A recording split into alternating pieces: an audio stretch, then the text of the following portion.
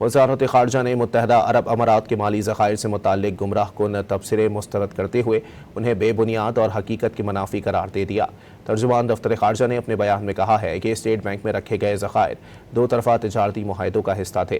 حکومت پاکستان طے شدہ شرائط کے مطابق مدت پوری ہونے پر ذخائر واپس کر رہی ہے۔ پاکستان اور UAE کے درمیان دیرینہ اور برادرانہ تعلقات قائم ہیں۔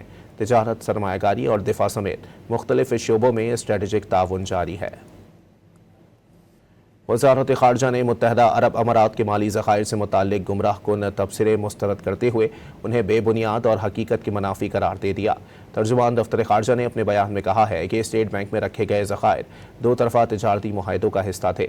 حکومت پاکستان طے شدہ شرائط کے مطابق مدت پوری ہونے پر ذخائر واپس کر رہی ہے۔ پاکستان اور UAE کے درمیان دیرینہ اور برادرانہ تعلقات قائم ہیں۔